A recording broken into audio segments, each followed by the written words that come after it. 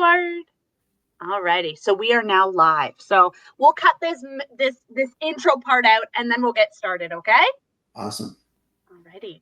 Well, hello everyone. Today we have Louie Picazo with us, and he is a franchise consultant with Lola Consulting Group, which is an affiliation of FBA, the Franchise Broker Association. Louie, thank you so much for being with us today. Amanda, thank you for the opportunity and the privilege to be here. This is an amazing opportunity, and I couldn't miss it for the world. Oh, that's so sweet. I would love for our audience to get to know you a little bit more, Louie. So, can you tell me a little bit about your background and I guess what inspired you to become a franchise consultant? Great question. I love that question. I get that question a lot, and I love to answer that question because it's to me it was a part of how I grew up. Right where I grew up in East Los Angeles, in the heart of the rough ass area of East Los Angeles. And so growing up, I you had to learn survival skills. You have to be a survivor to manage that type of area. And I did a good job of doing that. And so it taught me a lot of skills and survivor skills, street smart skills that I needed, that I didn't think I was going to be using as I grew up. Right. So as I grew up, I figured, well, I need to get out. I know there's other opportunities out there better than what I'm in right now. And so I did. I went out and started working. And just as a kid, just started just hustling and just started working really, really hard.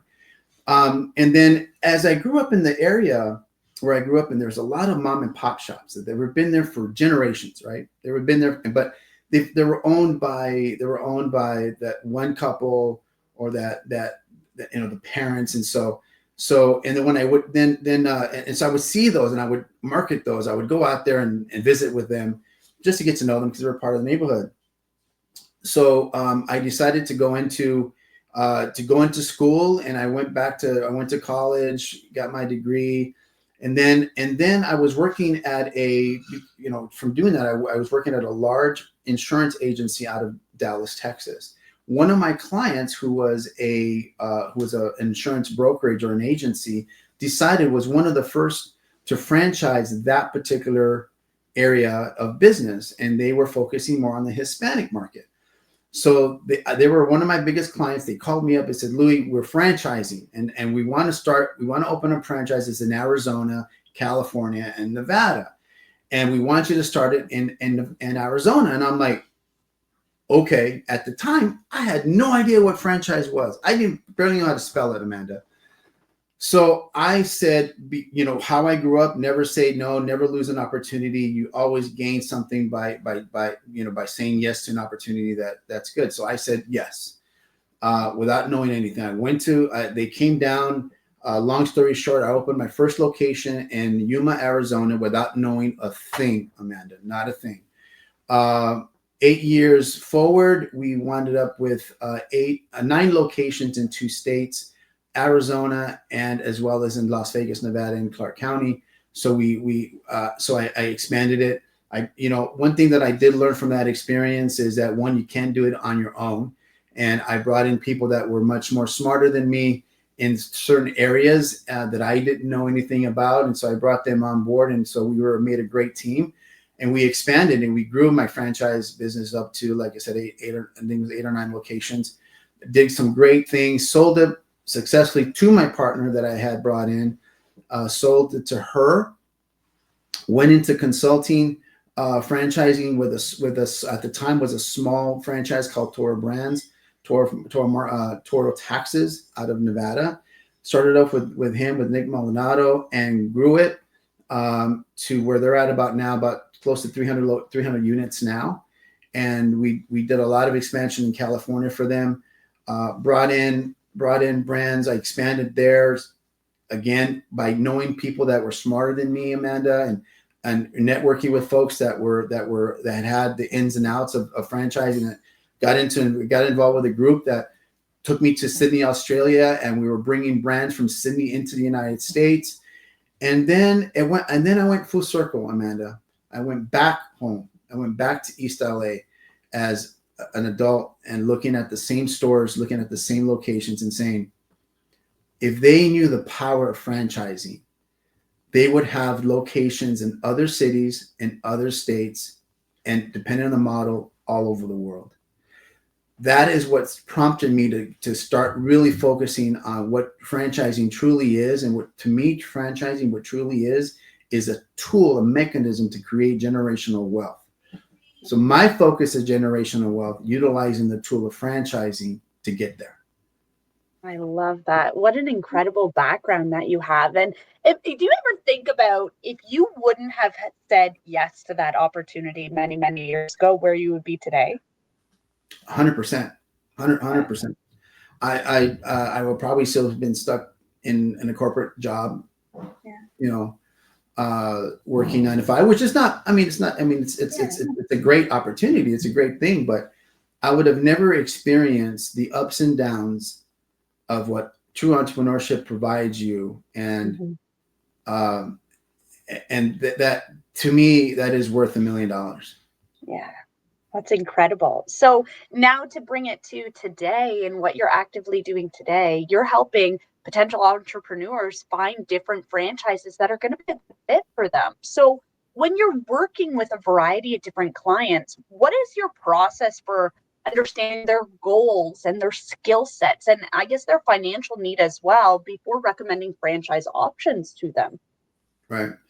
And usually people say, you know what, let's create a business plan. Let's tell me what your objectives are and goals, and we'll create a business plan around that, and then we'll find you a business that you want to get into. Amanda, I don't work that way. I learned along the process that there's more to that. There has to be more to that. There has to be, what is the key to developing a good business plan that's going to get you into a good franchise or a good business? And that is, to me, I found out over the years, is creating a personal plan. What are you doing today within your personal life that is going to get you to the business plan that is going to eventually get you to your business, right? Most people, when what happens, they develop a business plan, they get into it, they start putting out that business plan, and they wind up having to step backwards 2 times back because they forgot something. Well, I didn't really know I needed that. I didn't know I was required to do that. What is collateral? How many assets? Was I supposed to have this much assets? What about a credit score? What about the credit score? Well, I don't really have a good credit score. So you need to go back and try to fix your credit score, right? So really going back and understanding their goals and skills and financial needs is really understanding, putting that business plan together. Is what is it that you want to accomplish? What I do is I give them a self-analysis, and what that is what are your strengths? What are your weaknesses? What opportunities are you going to bring to your business? And what threats are you currently having that you need to rectify now to avoid bringing those threats into your business? What is that? Right? And they're like, and it just, you can see the light bulb open up. They're like, okay, all right. So let me fix what I got to fix today so that I could be better prepared tomorrow to open my own business. So that's how we start. That's how we do things. I love that. I mean, you're creating a holistic plan around their personal lives as well and how this can fit into it. But if this is not going to fit into it at this time, then you're at least giving them some advice and guidance to figure some of this stuff out. And then let's re-engage that conversation too, which is nice. 100%. And one thing I do want to add to that is, what is first and foremost that is so important is making sure that your family is on board with this as well. Mm-hmm. Because if your family's not on board with this, because they're in the journey with you. And I tell you, I have had folks call me up and we go through the whole process and we're getting ready to go. And next thing you know, they come back and say, I can't move forward. I go, well, what happened? Right? Mm-hmm. My wife's not into it. Mm-hmm. She's not into it, and we're going to have to pause a little bit. Yeah, spouses have to be involved right away. It's so important because you're completely correct.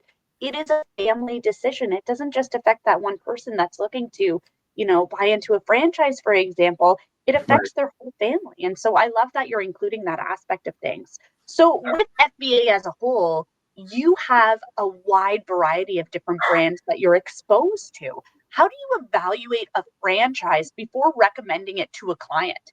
like what's some of the criteria that's most important to you with franchise brands? The franchise brands have to align. They have to align with what the goals and opportunities that my client has, right? So Mhm.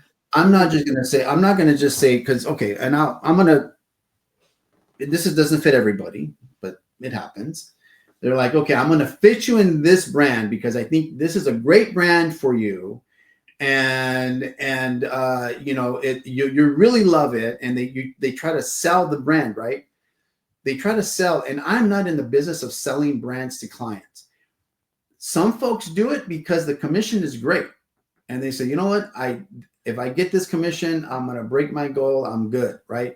But all I got to do is sell it to my client. And I don't do that because what I want to do is if I'm going to run into my client a year after, or 2 years after putting them in there, I don't want them to punch me in the face for telling me, what did you do? Why did you put me in this? And, you know, I don't want that. I don't need that drama. So I'm like, I don't need that. So I'd rather have a big old hug and say, Louie, I thank you for putting me in this. This is the best thing that has ever happened to me and my family. That is what I want. That's what I do. And that's how I vet these brands really is, do they fit my clients' goals and objectives? Yeah. Absolutely. That's awesome. I love that. So you've worked with a variety of different clients over the years. And what is maybe a story or an example of maybe a challenging client that you had or a challenging placement? And how did you work through finding the right fit for them? I think really is creating is you know, a lot of clients don't know. They have a misconception. They don't know really what they want. They really don't want they Mm. accomplish. You know, they're told every day, every time every time they wake up, they go to the office. They're like, man, I wish I had my own business. Man, I wish I was an entrepreneur. Look at all these people making money. They go to TikTok, they go to social media, they see all these people in front of these fancy cars and fancy houses. This is what I want. I want to be an entrepreneur, right? And and and I have to bring them down a lot, right? So a lot of the challenges is doing that, is bringing them down to reality. Is really why do you want to become an entrepreneur? Why? What's the purpose? So I tell them this. They tell me, well, Louie, what I want to do is I want to have my own hours. I want to go and come as I please. I want a vacation when I can. You know, I want to be the boss. I want to be the guy. And I tell them, Amanda, maybe franchise is not for you. Maybe that's not going to be the case for you. And they say, well, what are you talking about? See, franchising works off from a model, from a base. It's a structure that you pay for. And sometimes that model is going to require you to be there at a certain time. Sometimes that model is going to require you to open up at a certain time. Sometimes that model is going to require you to do X, Y, and Z. And if you're not the kind of guy that's going to follow that, or gal to follow that format, it's not for you. Maybe you might want to go create your own widget. Yeah. And create the whole foundation all on your own. So Absolutely. Well, I mean, I feel like every candidate or client comes with its own unique challenges. And sometimes it could be financial situations that are varying, whether people are coming from a lot of income or people are coming from not a lot. How do you right. help and tailor your approach specifically to, I guess, the varying financial needs of your clients as well? You know, and like you said, it's not everyone is going to be a hit. Not everyone is going to be a goal, right? And we're going back to creating that personal plan, right? I mean, Yeah. we have to find alternatives. I'm not going to give up if they're not going to give up, right? If they give up, then maybe they're not suited, right? That's one indication. And so when they come up to financial situations that are you know that are a hurdle, then we have to go back to the basics. Let's Mm. fix that situation. Let's fix it before we get into it. Because I am not going to get you involved with a business that not only do you have the the issues and everything else that's going on with owning a business, but then you got all these financial issues at home that you got to deal with as well. Yeah. It's not going to work out. Mhm. It's funny how you asked this question, because I was talking to somebody earlier today, one of my clients, and I'm mentoring him through a process. And I said, he's trying to be very creative in his financing. And I'm like, listen, I go, if I, I go, if you can just hear that if there's anything in this conversation you've taken away, is this: do not create an additional layer of complexity to already a complex game. Don't do it. And because you're going to thank me later on if if we find some alternatives to your issues and work them early on to avoid problems later. And that's basically what it really is I'm determined to help. They have to be equally determined to help themselves.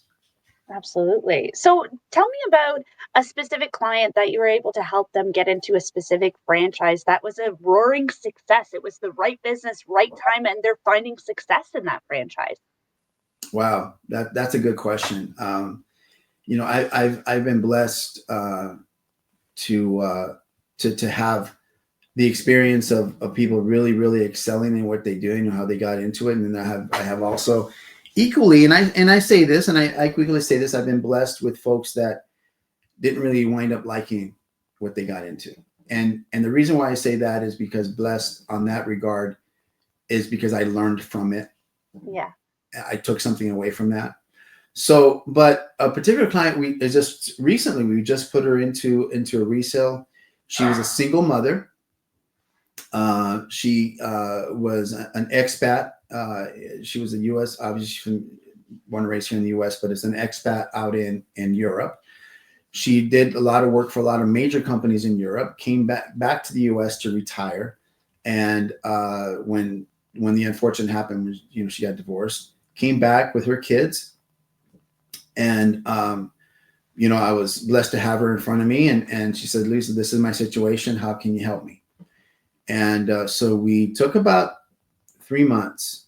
We finally found her a spot, and I spoke to her the other day, and she goes, "Louie," she goes, "I am so excited about my new journey. I can't wait to get going. I can't wait to get started." And so it was an up and down battle. I tell you, I played consultant. I played Dr. Phil. I played everything and anything that I had to in order to help her get through this process. Because again, I mean, she was dealing with some personal issues at home, and being a single mom is not easy.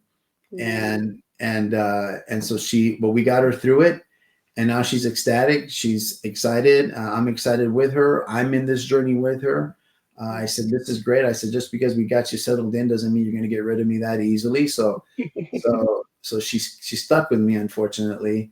But that was great, and it really makes me.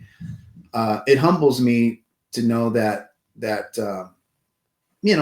there's opportunities out there that I can put in front of people and give them what they're looking for.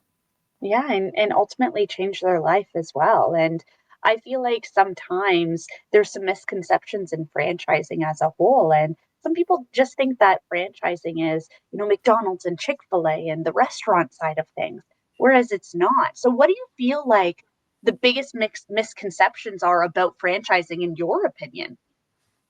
My opinion really is the lack of education, lack of understanding of lack of understanding what is the difference between a franchise owner versus a business owner. Okay, that's one thing, right? The other thing is cost. They have this misconception that it's cost so much. They nickel and dime you. They do this, they do that, and there's some brands that their fees are all over the place. But again, that is part of. It's not everything. It's not every brand is not like that, right? So my job as a consultant, as a franchise consultant, is to educate them about franchising. I always go into franchising 101. What is franchising about? What is this? What is this FBD thing? What is this? 23 items. Oh my God. Why is it 230 some odd pages of documents? And what is a franchise agreement? And what is this amendment? And what is it about this? All this stuff, oh my God, and I'm like, let's just break this down. really, there's only certain parts of that FDD that you need to really focus on. The rest of the stuff is legal mumbo jumbo that it's all templated. And so once we get them over that hump of educating them on what franchise is about, and then let them have an understanding that what is the difference between a franchise owner and a business owner. Once they get that understanding, they kind of comes up. It kind of comes like they get this wow moment, like, oh, okay, I get it now, right? I get it Yeah. now. Oh, that's awesome. Well, Louie, thank you so much for being with me today. It was such a pleasure to get to know you even more, and I wish you all the success in your consulting business as time Yeah. goes on. And thank you for what you do. Thank you, thank you, thank you, Amanda. Thank you again for the opportunity to really, talk a little bit about what I do. One person at a time. Yeah, absolutely. That's all it takes, right? Spreading the That's it. word. That's it.